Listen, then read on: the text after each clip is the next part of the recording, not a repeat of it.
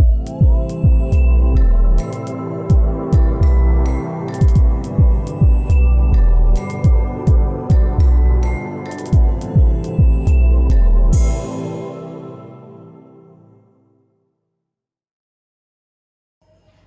everyone, welcome to our channel Kitchen in the Dark. In the kitchen of equality, blindness doesn't dim the flavor. Okay, இன்னைக்கு நம்ம வீடியோல என்ன பார்க்க போறோம்னா Coimbatore Tiruppur side ரொம்ப ஃபேமஸான எனக்கு ரொம்ப பிடிச்ச அரிசியும் பருப்பு சாதமும் வெண்டைக்காய் பொரியலும் பார்க்க போறோம். அதுக்கு முன்னாடி நம்ம லாஸ்ட் வீடியோ பூரி வீடியோ போட்டிருந்தோம்ல, அதில் அந்த சிஸ்டர் கேட்டிருந்தாங்க, யாருக்காக நான் போட்டேன்னா அவங்களே என்கிட்ட டவுட் கேட்டிருந்தாங்க. ஃபர்ஸ்ட் பூரி உப்புல அது எப்படி நீங்கள் கண்டுபிடிச்சிங்க அப்படின்னு கேட்டாங்க. நான் ஏற்கனவே சொல்லியிருக்கேன், உங்களுக்கு நல்ல ஃபீல் கொடுக்குற ஒரு கரண்டி வச்சு நீங்கள் சமைங்க, அப்போ தான் உங்களால் அந்த டிஃப்ரென்ஸ் கண்டுபிடிக்க முடியும்ன்ட்டு. ஸோ நான் தொட்டு பார்க்கும்போதே தெரியும் அது ஃப்ளாட்டாக இருக்கா உப்பலாக இருக்கா அப்படின்னு. என்னோட கரண்டி லைட்டாக குழிவாக இருக்கும், அதில் உப்பலாக இருந்தால் அதில் வந்து உள்ளே போய் நல்லா நிற்கும். ஃப்ளாட்டாக இருக்கும்போது அது வலிஞ்சு கீழே விழும், அதை வச்சு நான் தெரிஞ்சுக்கிறேன். ஸோ இதான் அவங்க கேட்டதுக்கான ஆன்சர். இன்றைக்கி நம்ம வீடியோக்குள்ளே போகலாமா? வாங்க. நம்ம அரிசியும் பருப்பும் சாப்பாடுக்கு தேவையான இன்க்ரீடியன்ட்ஸ் எல்லாமே இங்கே ஷோ பண்ணி வச்சுருக்கேன், ஒன்றொன்னா இப்போ காட்டுறேன். இது ஒரு கைப்பிடி தேங்காய் வச்சுருக்கேன், இது ஒரு ஸ்பூன் சாம்பார் பொடி வச்சுருக்கேன், இதில் வந்து 2 இன்ச் அளவுக்கு இஞ்சி போட்டிருக்கேன், தோலெல்லாம் உரிச்சிட்டு துண்டு துண்டாக வெட்டி வச்சுருக்கேன், ஒரு முடிச்சு பூண்டு, 5 பட்டை வத்தல் வச்சுருக்கேன். இதில் வந்து தக்காளி, நம்ம வெண்டைக்காய் பொரியலுக்கு தேவையான தக்காளி ஒரே ஒரு மீடியம் சைஸ் தக்காளியை வந்து பொடி பொடியாக சாப் பண்ணி வச்சுருக்கேன். இது ஒரு மீடியம் சைஸ் வெங்காயத்தை குட்டி குட்டியாக வெட்டி வச்சுருக்கேன். இது வெண்டைக்காய் பொரியலுக்கு தேவையான வெண்டைக்காய் 1/4 கிலோ வச்சுருக்கேன். இதில் நம்ம ஒரு வழக்கு அரிசி போட்டு என் கையால் 2 கை, அதாவது 125 கிராம் பருப்பு போட்டு நல்லா வாஷ் பண்ணிவிட்டு ஊற வச்சுருக்கேன். இந்த தட்டில் என்னென்ன வச்சுருக்கேன்னா, ஒரு மீடியம் சைஸ் தக்காளி, 1.5 தக்காளி நல்லா ரஃப்பாக ஸ்லைஸ் பண்ணி வச்சுருக்கேன். 1 மீடியம் சைஸ் வெங்காயம், 1.5 வெங்காயம் ஸ்லைஸ் பண்ணி வச்சுருக்கேன். 3 பச்சை மிளகா வந்து ஸ்ப்ளிட் பண்ணி வச்சுருக்கேன். அப்புறம் தேவையான எண்ணெய், கடுகு, சீரகம், அவ்வளோதான். எப்படி செய்யலான்னு பார்க்கலாம். ஃபஸ்ட்டு நம்ம அரிசியும் பருப்பு சாப்பாடுக்கு தேவையான மசாலா அரைச்சிக்கலாம். அதுக்கு நான் ஃபஸ்ட்டு 5 காஞ்ச மிளகா மிக்ஸி ஜாருக்குள்ளே போட்டேன். இஞ்சி நம்ம வெட்டி வச்சுருந்தோம்ல 2 இன்ச்சு, அதையும் உள்ளே போட்டேன். பூண்டு ஒரு முடிச்சிருக்குல, அதை நான் பிரித்து போட்டுக்குவேன். தோலோடே தான் போட்டிருக்கேன், நான் உரிச்செல்லாம் போடல. ஸோ தோலோடு போடும்போது கொஞ்சம் டேஸ்ட் நல்லாயிருக்கும். அதை அப்படி உரிச்சு எடுத்து போட்டுருங்க. அது கூட இது ஒரு கைப்பிடி தேங்காய், அதையும் உள்ளே போட்டேன்.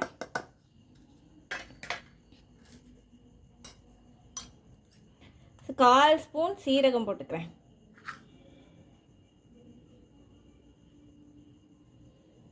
சீரகம் சும்மா ஃப்ளேவருக்காக போட்டுக்கிறேன், போட்டேன். ஸோ இதை ஒரு கோஸ் பேஸ்ட்டாக அரைச்சிட்டு வந்துடுறேன். அப்புறம் என்ன செய்யலான்னு பார்க்கலாம். ஸோ நான் அந்த மசாலா வந்து அரைச்சிட்டு வந்துட்டேன். இதை நீங்கள் தொட்டு பார்க்கும்போது லைட்டாக திரியாக இருக்கணும், அந்த மாதிரி இருக்கணும். அந்த மாதிரி அரைச்சி கொண்டாந்தாச்சு. நம்ம எப்படி தாளிக்கிறதுன்னு பார்க்கலாம். அடுப்பை பற்ற வச்சுக்கலாம். பாத்திரத்தை ப்ளேஸ் பண்ணிட்டேன்.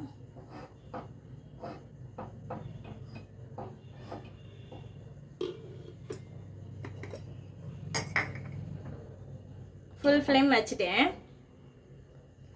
சரி, ஆக்சுவலாக இதில் வந்து இந்த பேஸ்டெல்லாம் போட்டு செய்ய மாட்டாங்க, பட் இப்படி செஞ்சு பாருங்கள், செம்ம டேஸ்ட்டாக இருக்கும். நான் திருப்பூர் போகும்போதெல்லாம் எங்கள் சித்திக்கிட்ட வந்துட்டு இந்த சாப்பாடு செஞ்சு தாங்க நான் அடை பிடிச்சி வாங்கி சாப்பிடுவேன். 5 ஸ்பூன் எண்ணெய் ஊற்றிருக்கேன். எண்ணெய் ஹீட் ஆயிடுச்சு, கடுகு போட்டுக்கிறேன். ஒரு 1/2 ஸ்பூன் போட்டுக்கோங்க போதும்.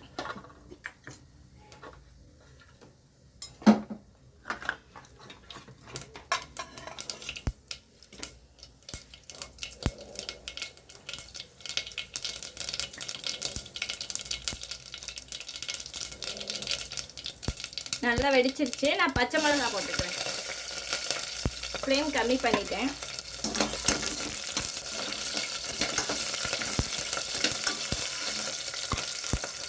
அடுத்ததாக வெங்காயம் போட்டுக்கிறேன்.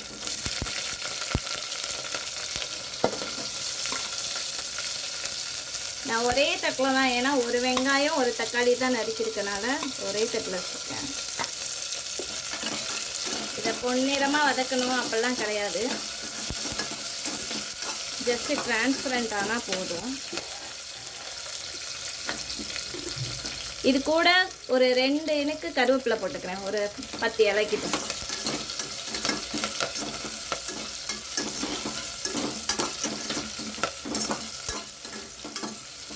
இது கூடவே தக்காளி போட்டுக்கிறேன்.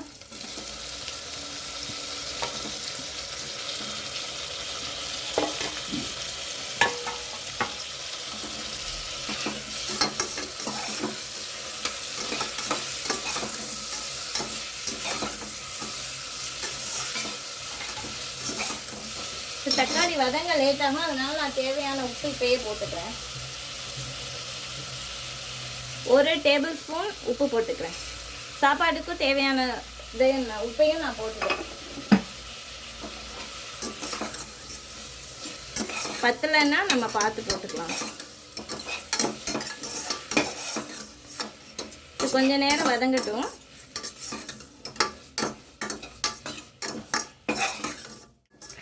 தக்காளி ஓரளவு வதங்க ஆரம்பிச்சிருச்சு.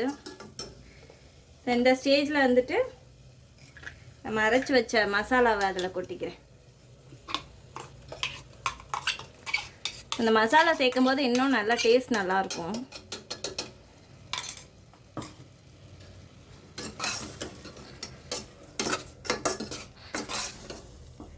இந்த ஸ்டேஜில் சாம்பார் பொடி போட்டுக்கிறேன். சாம்பார் பொடி வந்து ஆப்ஷனல் தான், உங்களுக்கு வேணும்னா போட்டுக்கோங்க, இல்லைன்னா வேணாம். நல்லாயிருக்கும் டேஸ்ட், அதுக்காக போட்டுக்கிறேன். அதில் நல்லா வதங்கி கொஞ்சம் எண்ணெய் பிரியட்டும், அதுக்கப்புறமா என்ன பண்ணலாம் பார்க்கலாம். நான் அரிசியெல்லாம் கொட்டிக்கிறேன். இதில் அரிசியும் பருப்பையும், அது பருப்பு போட்டேன்னு சொன்னேன், என்ன பருப்புன்னு சொல்லலை, துவரம் பருப்பு. கரண்டி எதஞ்சில் இருக்கு.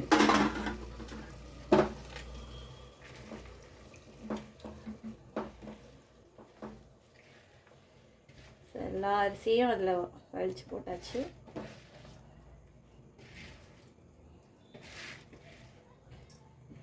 நான் 100 கிராம் அரிசிக்கு நான் 125 கிராம் துவரம்பருப்பு போட்டிருக்கேன். இன்க்ரீடியன்ஸ் எல்லாமே நான் டிஸ்கிரிப்ஷனில் கொடுக்குறேன், பார்த்துக்கோங்க. இதை நல்லா வதக்கிடலாம். வதக்கினோன்னா நமக்கு நல்லா உதிர் உதிராக கிடைக்கும். அதோட அந்த மசாலா எல்லாமே இதில் அப்சர்வ் ஆகும். கொஞ்சம் நேரம் வதங்கட்டும் இந்த மசாலா கூட.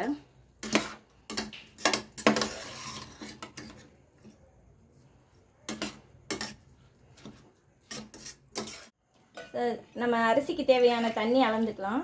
இந்த உலக்கில் 1 வழக்கு நான் அரிசி போட்டிருக்கேன். 1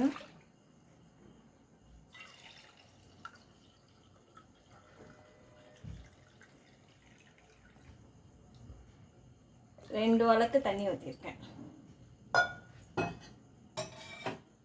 சரி, நான் ஒரு அரை வழக்கு நான் எடுத்துக்கிறேன்.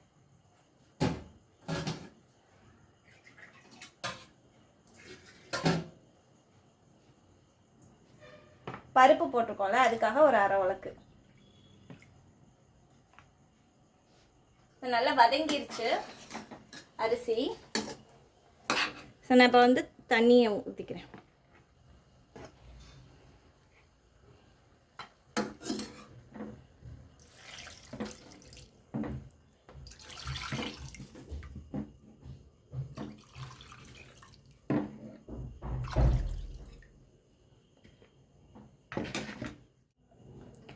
இதில் நான் 1 ஸ்பூன் கிட்ட நெய் ஊற்றிக்கிறேன் வாசத்துக்காக. நீங்கள் சாப்பிடும்போது நெய் போட்டு சாப்பிட்டிங்கன்னா இன்னும் டேஸ்ட்டாக இருக்கும்.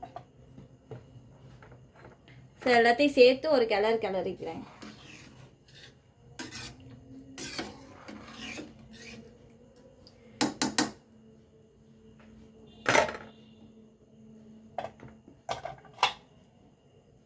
குக்கரை க்ளோஸ் பண்ணிக்கிறேன்.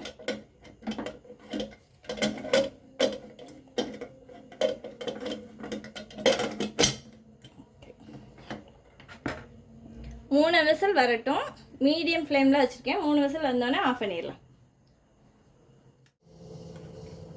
3 விசில் வந்துருச்சு. நான் அடுப்பை ஆஃப் பண்ணிட்டேன். வேறொரு அடுப்புக்கு மாற்றிக்கலாம். மெதுவாக எடுத்து வச்சிட்டேன். நம்ம இப்போ வெண்டைக்காய் பொரியல் எப்படி பண்ணலான்னு பார்க்கலாம்.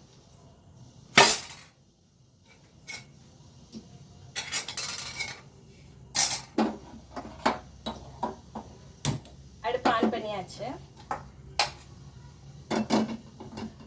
பாத்திரத்தை வச்சிட்டேன்.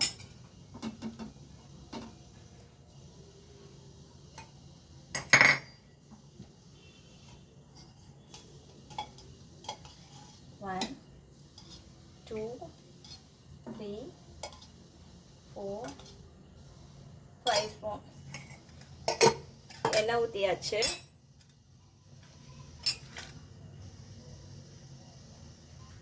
எண்ணெய் நல்லா காய ஆரம்பிச்சிருச்சு. கொஞ்சமாக ஒரு 1/4 டீஸ்பூன் கடுகு போட்டுக்கிறேன். ஃப்ளேம் கம்மி பண்ணிட்டேன்.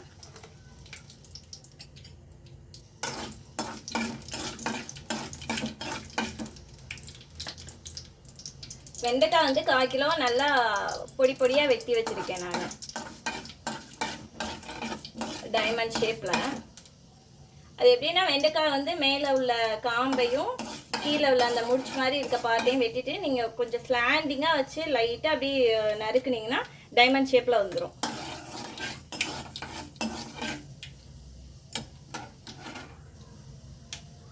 கடுகு வெடிக்க ஆரம்பிச்சிச்சு. ஃப்ளேம் கொஞ்சம் கூட்டியிருக்கேன்.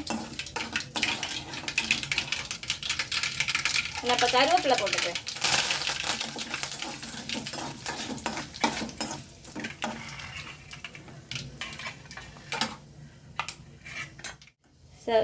கருவேப்பிலை போட்டாச்சு. இப்போ நான் வெங்காயம் போட்டேன். வெங்காயம் நல்லா வதங்கட்டும்.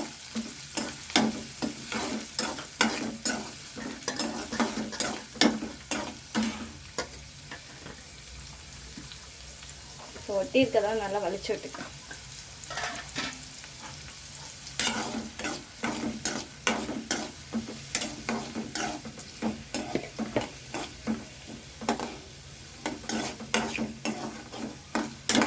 நான் வெண்டைக்காய் வந்து ஏற்கனவே அரிஞ்சு ஒரு சூடான பாத்திரத்தில் போட்டு அந்த வளவளப்பெல்லாம் எடுத்து வச்சுருக்கேன். ஸோ நான் எப்போயும் வெட்டி நான் வெயிலில் வைப்பேன். அந்த வளவளப்பு தன்மை போகிறதுக்காண்டி இன்றைக்கி வெயில் இல்லாதனால சூடான பாத்திரத்தில் போட்டு அந்த வளவளப்பை எடுத்து வச்சுருக்கேன். ஸோ வெண்டைக்காயும் நான் இப்போ போட்டேன்.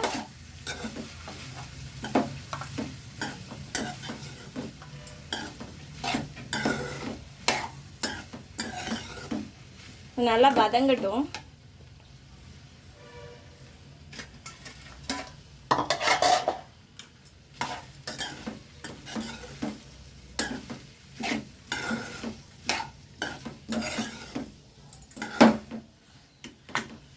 ஏற்கனவே லைட்டாக வதங்கி தான் இருக்குது. 2 தடவை திருப்பியாச்சு. இது கூட நான் கொஞ்சம் பொடி பொடியாக வெட்டி வச்சுருக்கோம்ல ஒரு மீடியம் சைஸ் தக்காளி, அதையும் போட்டுட்டேன். எல்லாமே சேர்ந்து நல்லா வதங்கட்டும். அடுத்து என்ன பண்ணலான்னு பார்ப்போம்.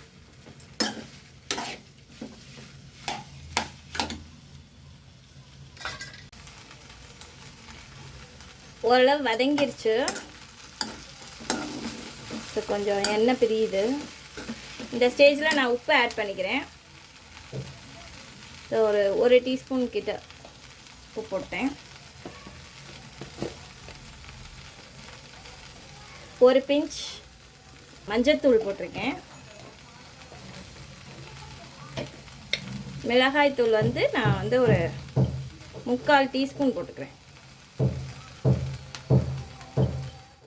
ஃப்ளாட்டாக 1 டீஸ்பூன் மிளகாப்பொடி, தனி மிளகாப்பொடி போட்டிருக்கேன். ஸோ நிறையா போட்டால் நம்ம காரம் ஜாஸ்தி அது எடுக்காது. வெண்டைக்காய் நமக்கு காரம் ஜாஸ்தி எடுக்காது. ஸோ இதுக்கு மேலே நம்ம மிளகுத்தூள் வேறு போடுவோம். ஸோ எல்லாத்தையும் சேர்ந்து நல்லா கலந்து விட்டுக்கலாம். நல்லா கலந்து விட்டாச்சு. இது நல்லா வதங்கி சுருங்கி வரட்டும். நம்ம அதுக்கப்புறமா மிளகு, சீரகம், பூண்டு நச்சு போட்டுக்கலாம்.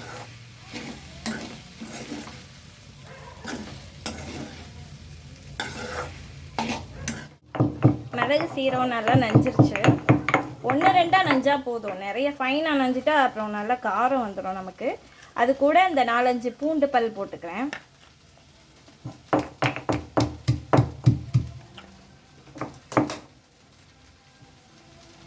ஒரு துணி மேலே வச்சு வச்சுக்கிறேன். 1 2 நான் இங்கே போதும்.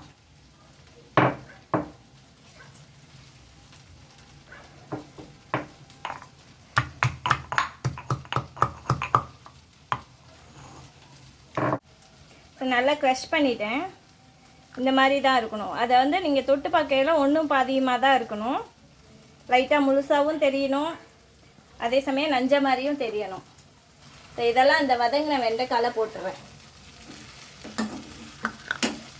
ஸோ இது எதுக்காண்டி போடுறேன்னா அது ஃப்ளேவர்காண்டி தான் போடுறேன்.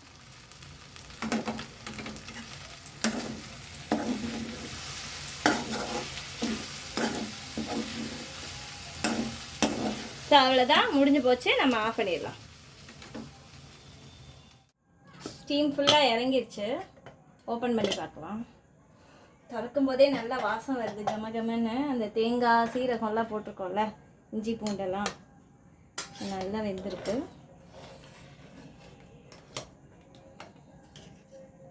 சுற்றி எடுத்துக்கிறேன். எப்படி இருக்குன்னு டேஸ்ட் பண்ணி சொல்லிடுறேன். அதுக்கு முன்னாடி ஃபஸ்ட்டு நான் நெய் விட்டுக்கிறேன். ஸோ எனக்கு நெய் விட்டு சாப்பிட்ணுன்னா ரொம்ப பிடிக்கும். ஸோ நான் எப்படி இருக்குன்னு நல்லா டேஸ்ட் பண்ணி சொல்கிறேன்.